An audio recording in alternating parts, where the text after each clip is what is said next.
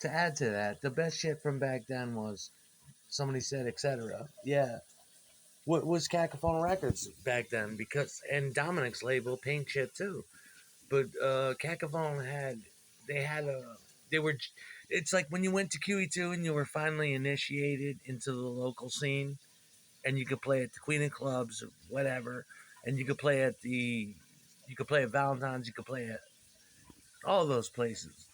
But to get the closer you got to Friday night or Saturday night was the best. But that was usually reserved for hardcore. But the thing, like when you got to the club had a 750-watt stereo PA with floor wedge monitors, mounted to the ceiling monitors, extreme columns pushing fucking 15-inch woofers under the fucking stage for subs, just for subharmonic. Playing at QE2 was like you get to stand in line and you get to fuck Sasha Grey finally. One on one. No other motherfuckers, just you and her for 12 hours in a video camera. That's what playing at QE2 was like. It was the ultimate fucking orgasm ever. And it just kept, when you plugged into their fucking electronic circuit figure of eight perfection at 13 Central Avenue, the QE2, Charlene Shortsleeve, John Delahanty on the live sound. Oh, wow. Magic shit happened nightly. Along with Cacophone Records came Shard John. Juiced in was Mike Klein, fucking Dwayne Beer, Aaron Roberts. And yeah, I mean, it just went like that. You had Cacophone Records with two brothers operating it. Two brothers that are perfectly, just like my band. I played with two brothers and three brothers with my band. You know, but with Cacophone Records, it was two brothers, and they were not twins. They would just do that. They would pay you what they had. They would bring you to the gigs. They would drive you to gigs in New York City, and it was a complete package deal. It was great, and then you get exposed to great fucking shit in New York City. You go to New York City and you get defiled. You get you see the acts and you're like, holy shit, this is a step above, two steps above what we're doing. This shit is gritty, dirty, and fucking mean. But I was thinking of Rich tonight, and yeah, you can get the Invisibles, Center City Holocaust, and those. There's only like 250 but there's downloads, probably not on the internet anymore of shit like that. Those were our favorite records: Hail Bop, 3080, Center City. I'm gonna put that record out in like en masse one day and make 1,000 copies and just get rid of it. Because if you can, my old channel used to collect 700 or 1,000 fucking views in just three months time. People gravitated towards it. So it should be easy nowadays to get rid of 1,000 records and make sure they go to good homes.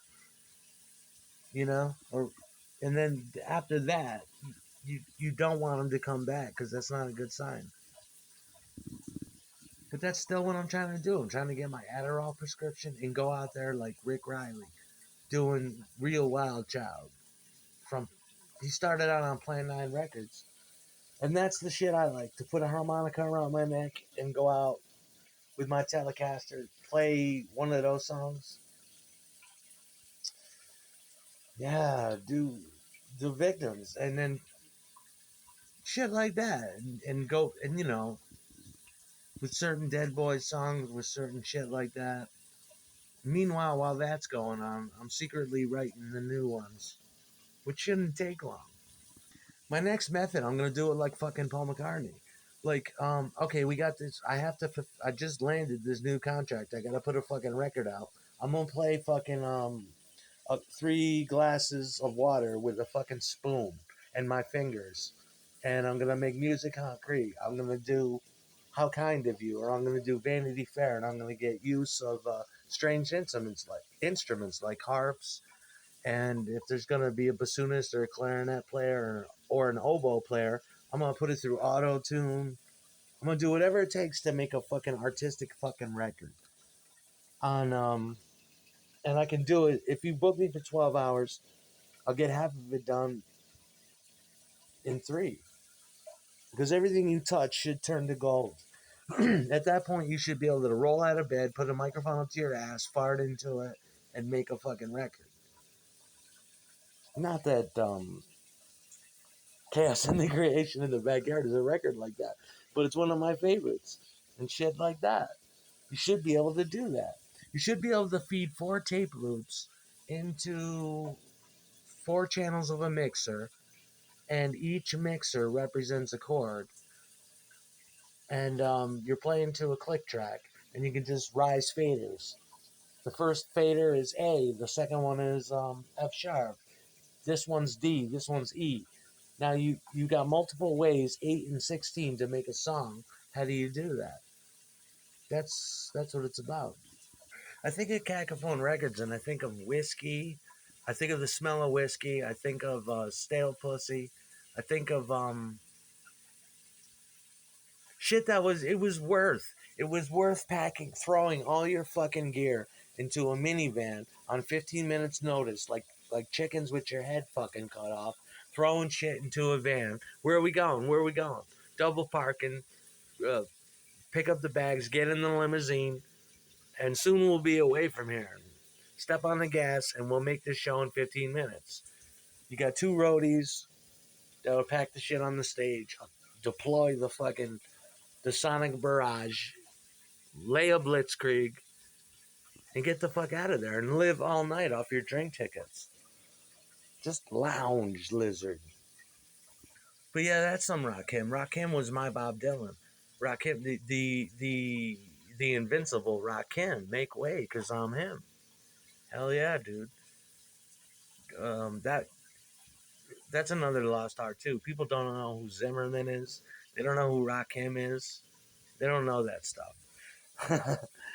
But it was better playing up here with things like that because you had to contend, like I'm always telling you, with the seasons outside, 4 seasons.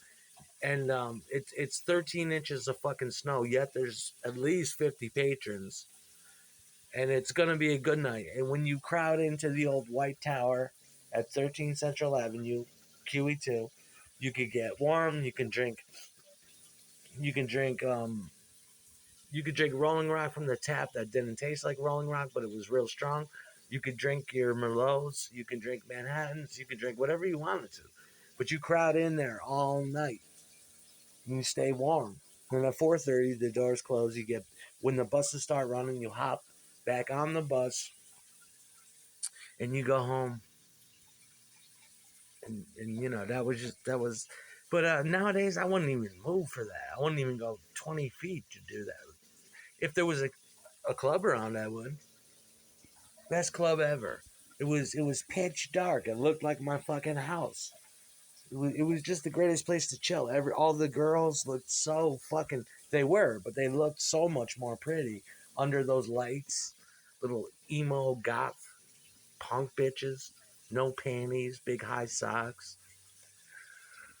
and piercings and tattoos and big nipples poking through white wife beaters cut off underneath the titty, popping bubblegum, shuffling their feet, snapping their fingers. Hand jobs in the bathroom and suck jobs. I still envy the hardcore guys though because they got to do Fridays and Saturdays. Really, they did. I'm not gonna lie. All us punk bands were kind of like second. Yeah, kind of like second choice to. But it didn't matter. We play Wednesday, Thursday, and then we go over to Valentine's, go over to Bogies, go over to Hollywood, go over to the Fuse Box, go over to whatever was local, the Palais Royale. And that's how I feel. Like Michael Monroe, man. I ain't had no fun since the Hammersmith Palais. Palais Royale with the cockroaches coming out on the table, singing We Are Family. Albert, Melissa, and Aaron playing derogatory songs on the jukebox. while cockroaches paraded down the bar. And you're like, wow, this city's we got to do something. We got to catch a big ticket.